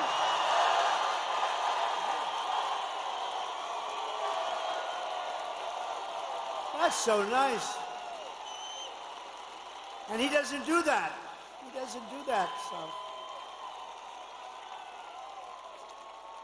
And he tends to be a little bit more liberal than some of the people in this room. No, I had a lot of fun, and he was amazing, and it was a 3-hour interview. In fact, I was 2 hours late for a rally that we had. I had explained that a little bit, and it was cold out that night. We flew, but we had to make it. We were more than 2 hours late, and they understood. I said, you know, I just was interviewed by a very interesting guy, and he just kept going on. They called it a long form, and it could have gone a lot longer, but he was great. And he's not a person that does endorsements, but he did an endorsement, so I just want to thank Joe Rogan. That's fantastic.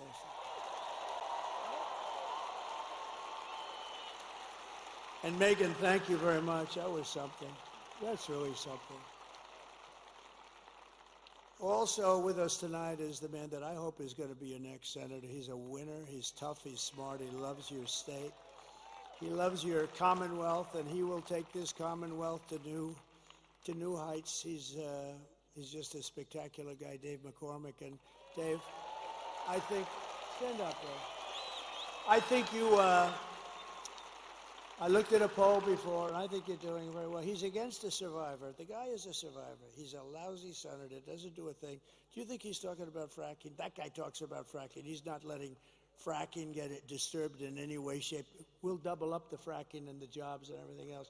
She's totally against. But everything in his life he's done has been successful. He was tremendously successful in college. He was a really good athlete. I don't know, he was a wrestler, but I think the Penn State guys probably could have taken him. What do you think, huh? What do you think? I think maybe, but you never know, right? You never really know. There could be an upset in the making. But he's been successful at everything. He went to Wall Street, became one of the most important people on Wall Street. And I just want to say that I hope you vote for him. He's going to be a great, great senator.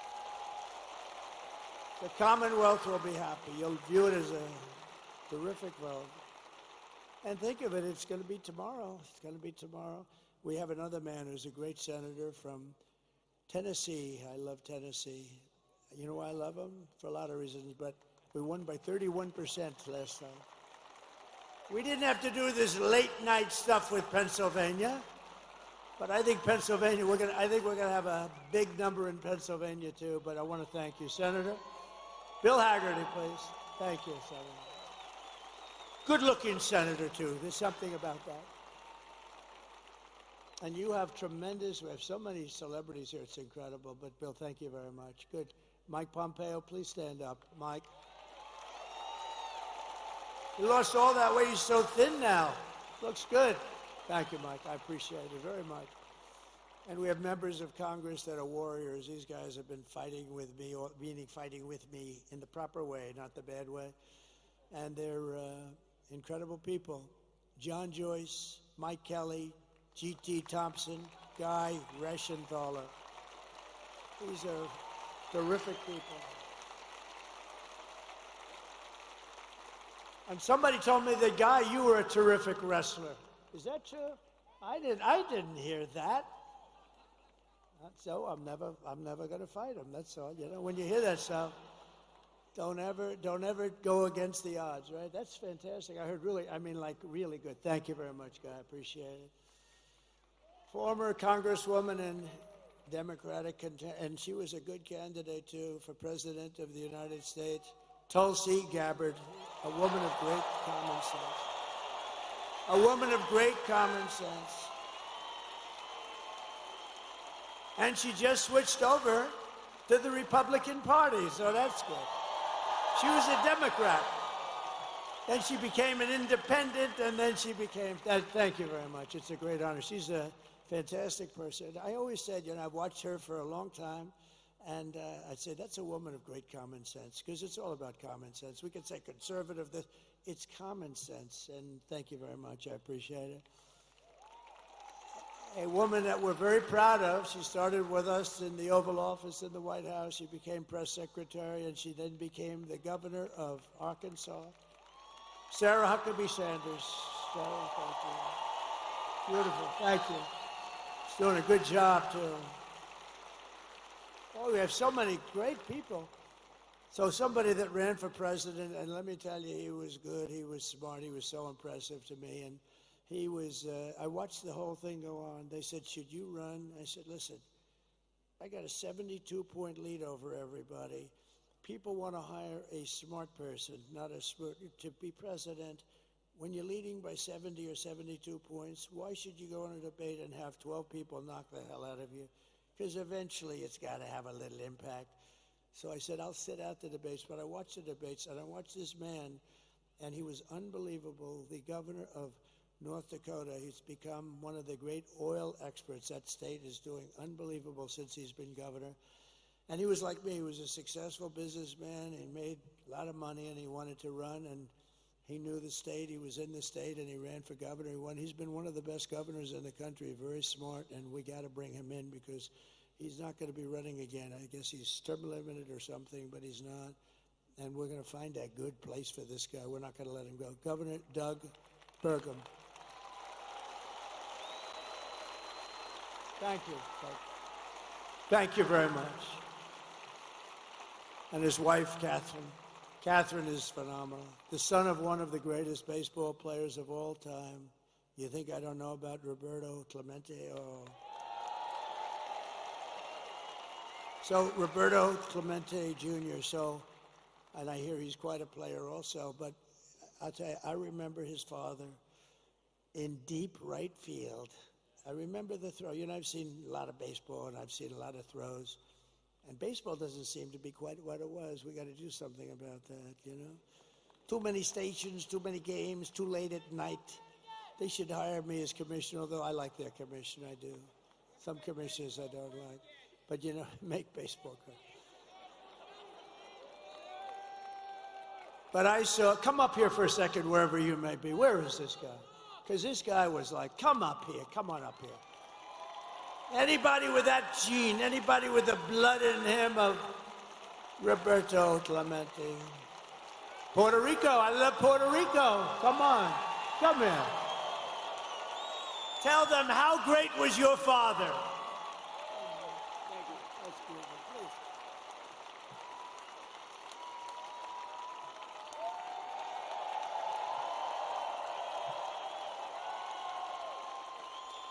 Hello, Pittsburgh.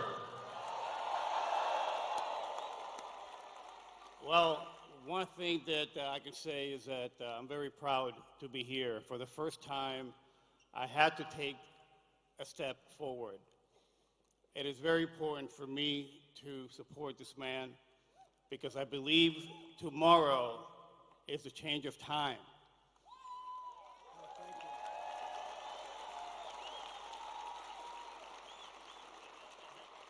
And to answer your question, to be able to talk about my father, the name Clemente, what it means is goodwill and unity.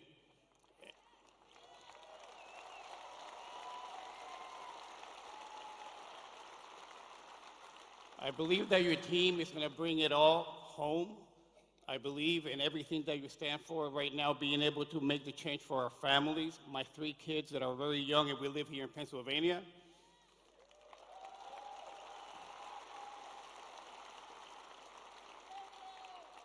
And I told this man that I commit myself to helping RFK Jr. with our kids and making America healthy again.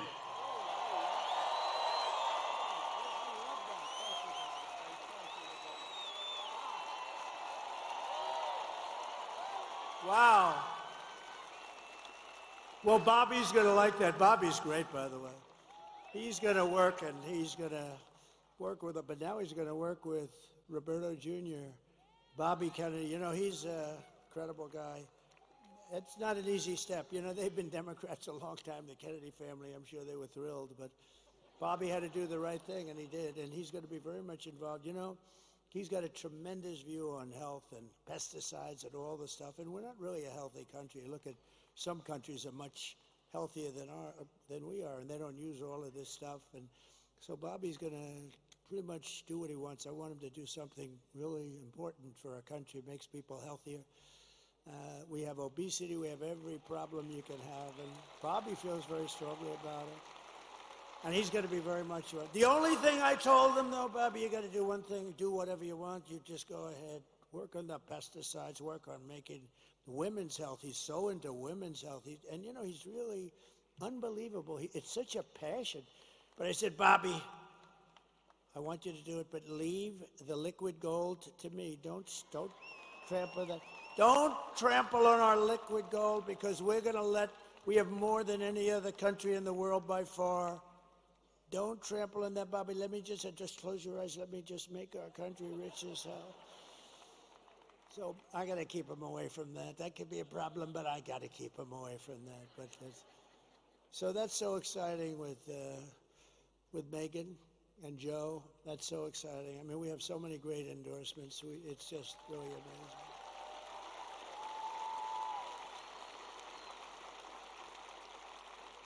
By the way, Roberto Clemente, you know, we all see a lot of plays, and you forget about them. Even for those of us that have very good memories, you forget them. But I remember playing the Mets, the poor Mets. They were playing the Mets, and a ball was hit into the corner of right field. He played right field. And he went over, a rocket was hit there, and he went over and he was deep in the corner of right field, and the player started marching to the plate, pretty fast runner, and I've never seen, and I remember sort of everything. And Roberto Clemente, because he was a great hitter and all, you think of him as a hitter, but he was an incredible fielder, but he had the best arm, I think, in baseball. He threw from the deep corner of right field. It was not possible to do this. A ball that never was more than 10 feet off the ground, a strike, and the runner was out. And I said, well, there go my aspirations about being a professional baseball player. It was the greatest throw I've ever seen to this day, and so I wanted to, it's funny, he was one of the greatest hitters, but I remember more for the throw than the hitting even. So it's an honor, and Bobby is going to be thrilled, and I've heard so many great things about you, Roberta. We're going to get you lined up, okay? I love that. Thank you very much. That's a great honor. Also, Mayor J.D. Longo is here, and Sean Parnell. Thank you, Sean. Thank you, Mayor. Good job you're doing. Good job you're doing. And a couple of friends of mine are here. Steve Witkoff, who's given so much money to North Carolina and any place that has trouble. This guy, I always bring him with me. You know why? Because if there's a trouble, he opens his well. He made a lot of money, and he loves giving it away to people in places that have trouble. He's an amazing guy, actually, and he opened his wallet to North Carolina, to Georgia, to a woman last night, Carmen, who lost her daughter to a migrant 5 days ago, and he felt very badly. He just helps people. He likes to help people. He's a great businessman, but he loves giving the money away. Thank you very much. Steve, stand up. Thanks. Steve Witkoff. And another man who's with us tonight, Howard Lutnick. He's working on transition with Linda McMahon, a phenomenal woman.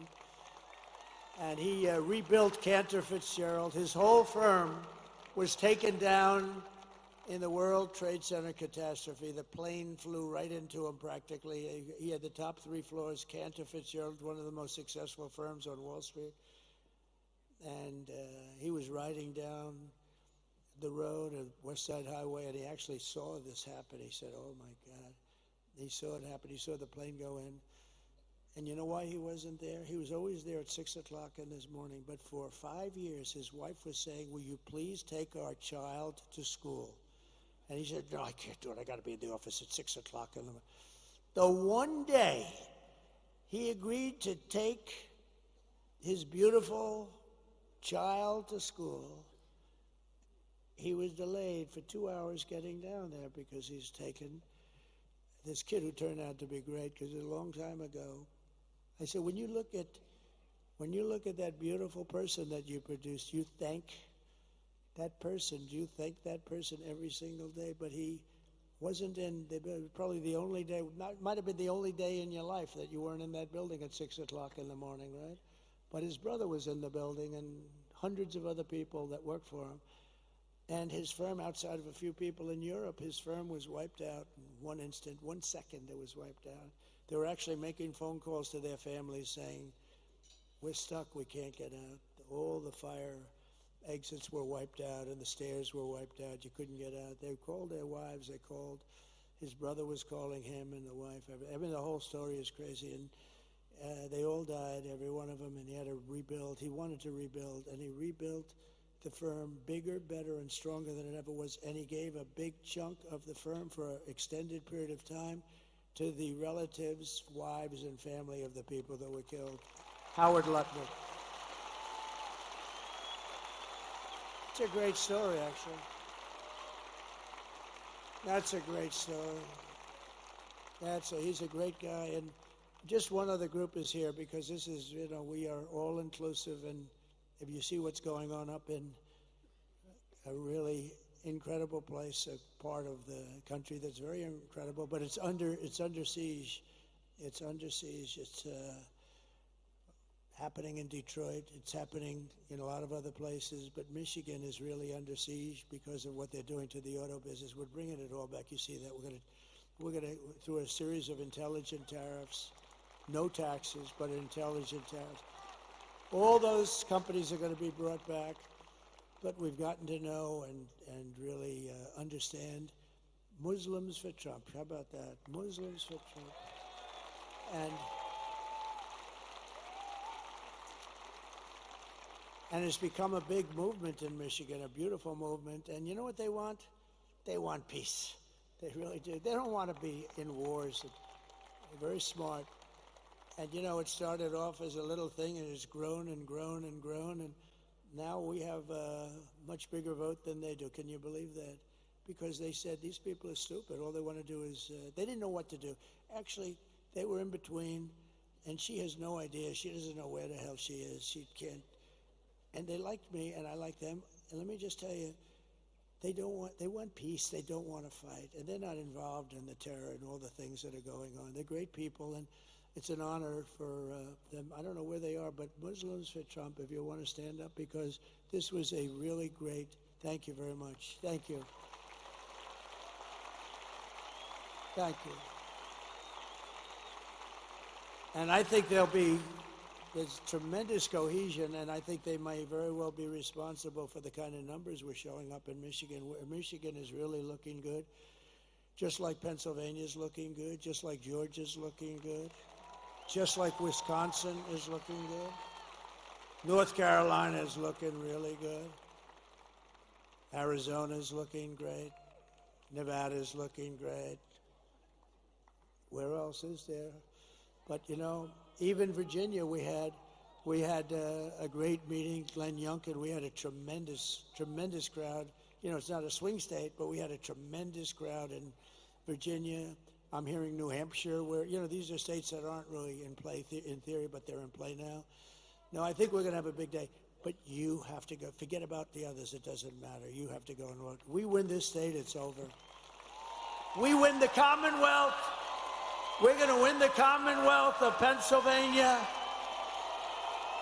and it's going to be over. So get out and vote. That's all I ask. In conclusion, with your vote tomorrow, we are going to fire Kamala. We're going to save America.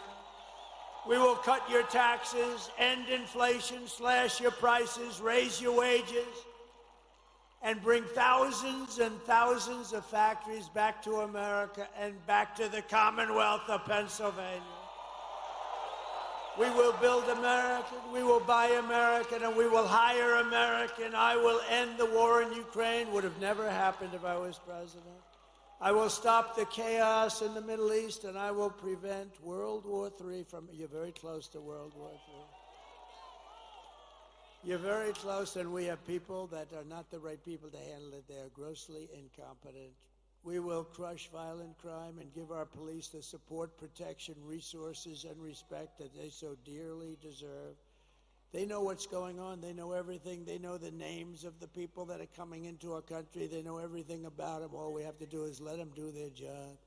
We will strengthen and modernize our military. I rebuilt it, but now A lot was given away to Afghanistan, can you believe? They had a parade last week where they paraded our beautiful equipment down the middle of their boulevard. I don't like watching that. And we should have never let them have Bagram, the big air base at Sabile. That's just literally an hour away from China. We will build a missile defense shield over our country, all made in the USA, and a lot of it made in Pennsylvania. We will rebuild our cities, including our capital in Washington, D.C., making them safe, clean, and beautiful again. We will teach our children to love our country, to honor our history, and to always respect our great American flag. I will get critical race theory and transgender insanity the hell out of our schools. And we will keep men out of women's sports. I will defend religious liberty, I will restore free speech, and I will defend the right to keep and bear arms. Your Second Amendment, your beautiful Second Amendment, which happens to be under siege, and for 4 years it was fine. After years of building up foreign nations, defending foreign borders, and protecting foreign lands, we are finally going to build up our country, defend our borders, and protect our citizens and our land. And we will stop illegal immigration once and for all. We will not be invaded. We will not be occupied. We will not be overrun. We will not be conquered. We will be a free and proud nation once again, and it will be soon.